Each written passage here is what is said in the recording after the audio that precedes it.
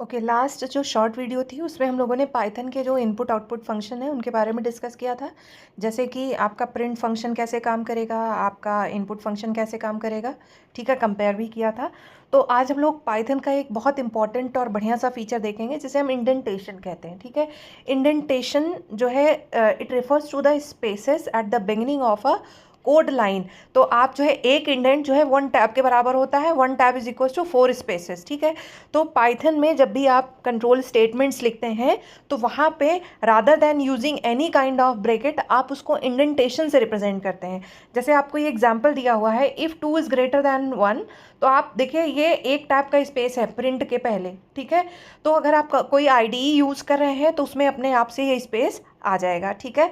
तो आप notebook try करके देखिए, जुपिटर नोटबुक में आप जैसे ही एंटर करेंगे कोलन लगा के इफ स्टेटमेंट के बाद, तो अपने आप से एक वो इंडेंटेशन का एक इंडेंट का स्पेस आ जाएगा, ठीक है।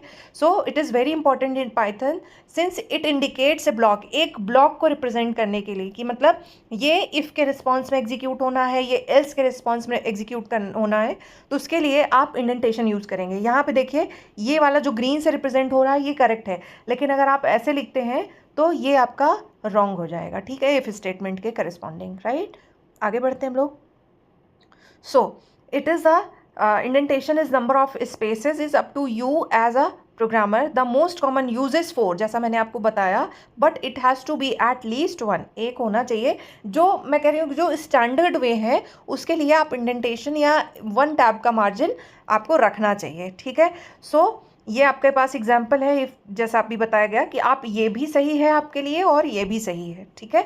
यहाँ पे सबसे बढ़िया फीचर ये है कि यहाँ पे आपको हर स्टेटमेंट के बाद टर्मिनेशन या सेमीकोलन की ज़रूरत नहीं होती है, ठीक है। So the same number of spaces should be used in the same block of code.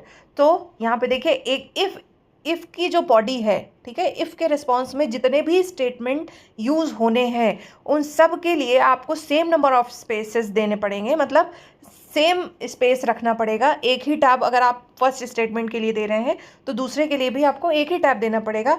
फिर से देखिए ये आपका राइट है और ये वाला रॉन्ग है, क्योंकि इफ़ बॉडी में एक के लिए आपने 2 या 3 का स्पेस दिया और यहाँ पे आपने सेकंड प्रिंट के लिए ज़्यादा स्पेस दे दिया है, इस वजह से ये सेकंड वाला रॉन्ग है। अब पाइथन में कमेंट्स की बात करें तो आप जो है कमेंट्स के लिए आप इसको हैश से स्टार्ट करते हैं, ठीक है। So it mark code readable, ठीक है, sorry make code readable and completely ignored by the interpreter, क्योंकि पाइथन जो है आपका इंटरप्रेटेड लैंग्वेज है, इंटरप्रेटर का यूज़ करता है।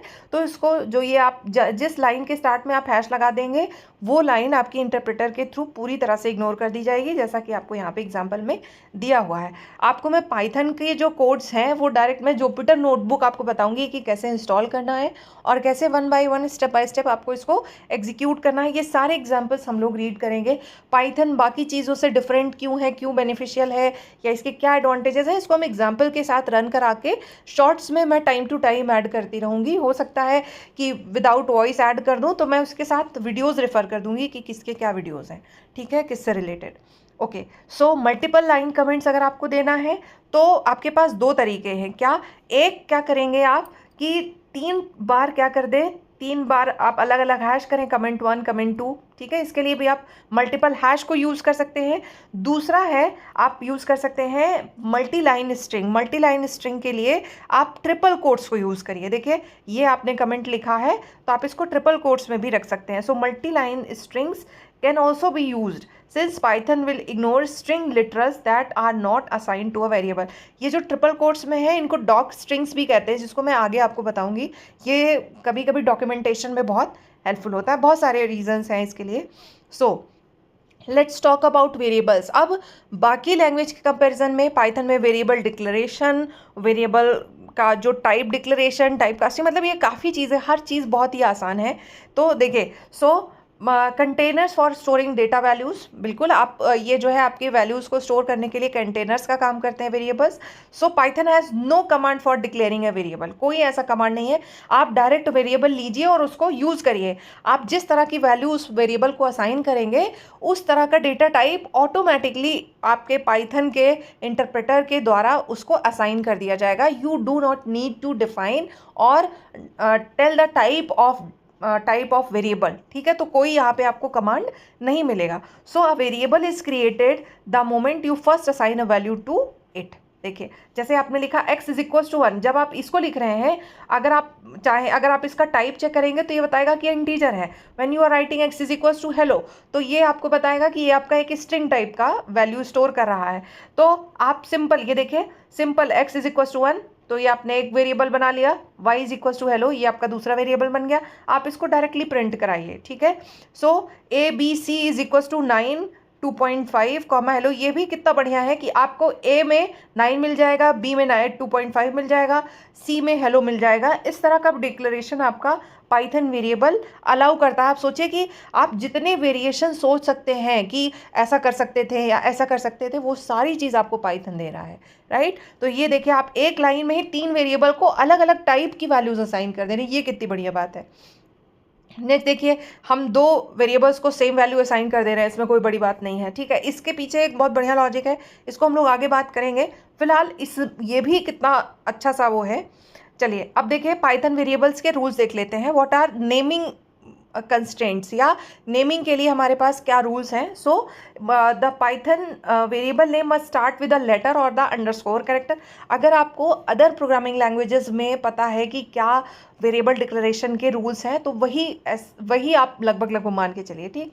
So it can not start with a number, can only contain alpha numeric characters and underscores, ये भी आपका मैच हो रहा है। एंड आर केस सेंसिटिव, ठीक है। केस सेंसिटिव होने का मतलब है this age and this age, these 3 are different from each other, मतलब हर एक अलग अलग वेरिएबल की तरह काम करेंगे, ठीक है। So can not be any of the Python keywords. तो मैक्सिमम जितनी भी आप प्रोग्रामिंग लैंग्वेज पढ़े होंगे, आपको पता होगा कि ये कुछ ऐसे ही है, ठीक है। थोड़ा सा ये जो केस सेंसिटिव वाली बात है, हो सकता है कहीं पे एप्लीकेबल हो और कहीं पे ना हो, ठीक है। चलिए आगे देखते हैं। So Python variable do not need to be declared with any particular time, इस टाइप हमने इसके लिए बात कर ली है। And can even change type after they have been set, तो हम इसका टाइप चेंज भी कर सकते हैं। सो देखिए, जैसे पहले लाइन में हमने x को 1 असाइन किया, तो देखिए इसका टाइप क्या था, इंटीजर था। अब इसको टाइप चेक कर सकते हैं इसका, ठीक है। कैसे चेक करेंगे वो हम लोग फर्दर बात कर लेंगे, ठीक है। फिर x is equals to hello, ठीक। तो जब आप इसमें हेलो कर रहे हैं तो आपने इसको ओवरराइड कर दिया और इसका डेटा टाइप क्या हो गया, str हो गया, मतलब स्ट्रिंग हो गया, ठीक है। ओके, सो कास्टिंग मीन्स टाइप कास्टिंग, मतलब जब आप एक तरह से एक वेरिएबल के टाइप को दूसरे वेरिएबल में कन्वर्ट करते हैं तो इसको हम कहते हैं type casting. So casting do not specify type of variable, ठीक है। तो जैसे हमने क्या कहा कि आप क्या करो, ये जो 1 वैल्यू है, 1 क्या है, integer, but we want this value to be string, तो आप क्या करिए, इसको स्ट्रिंग टाइप की वैल्यू बना दीजिए। तो हमने क्या किया, x विल बी 1 इस तरह से सिंगल कोट्स में, क्योंकि हम इसको स्ट्रिंग बना रहे हैं। y is equals to int 1, y will be 1, वही होना ही चाहिए, पहले से है integer. z is equals to float 1, तो जब आप इसको फ्लोट करेंगे तो ये क्या करेगा, 1.0 बना देगा, ठीक है। अब टाइप की बात करते हैं, returns the data type of a variable. तो जब आप इसका देखिए, आपने x इज इक्वल्स टू 1 किया, y is equals to hello किया, इसके बारे में हमने आपको बात की थी कि जब आपको टाइप देखना होगा तो उसके लिए सिर्फ आपको क्या करना है, type of x, type bracket में पैरेंथेसिस लगा के x, तो आपको ये बताएगा कि x का क्या डेटा टाइप है। जब आप ये वाला लाइन एग्जीक्यूट करेंगे तो आपको बताएगा कि ये वाला कौन सा डेटा टाइप है। तो आपको पहला आंसर मिलेगा कौन सा, x क्या है, इंटीजर है, और y क्या है, आपका स्ट्रिंग है। इस केस में अगर यहाँ पे चेक करेंगे तो आपने यहाँ पे तो अलग से आपने कास्टिंग कर दी है, ठीक है।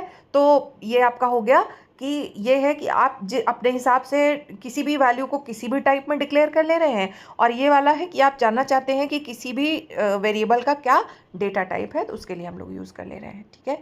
Okay, so these are few examples. तो आप इसको रन करा के, इसको स्क्रीनशॉट लेके रन करके देख लीजिए कहाँ पे एरर आ रही है, क्या प्रॉब्लम आ रही है। आप इसको खुद समझने की कोशिश करिए कि क्यों ऐसा आया होगा, ठीक है। इसके अलावा हम लोग रन करा के, मैं बार बार कह रही हूँ कि आपको बहुत सारे वेरिएशन में रन करा के भी बताऊंगी, ठीक है। Okay, now let's talk about the Python variables. तो आज हम सिर्फ वेरिएबल्स तक ही कवर करेंगे, इसके बाद की चीज़ों को हम लोग नेक्स्ट वीडियो में डिस्कस करेंगे। So what are global variables. तो आप जानते हैं कि 2 तरह के वेरिएबल्स होते हैं, हर जगह आपने पढ़ा होगा कि local variable and global variable, और ये डिपेंड करता है कि स्कोप क्या है ना। जो आपके लोकल वेरिएबल होते हैं उनका किसी ब्लॉक तक स्कोप होता है, और जो आपके ग्लोबल वेरिएबल होते हैं उनका स्कोप पूरे प्रोग्राम में होता है, ऐसा कुछ होता है। तो यहाँ पे आप देखिए क्या है। So global variables are created outside of a function, किसी फंक्शन के बाहर आप इसको क्रिएट करते हैं, ठीक है।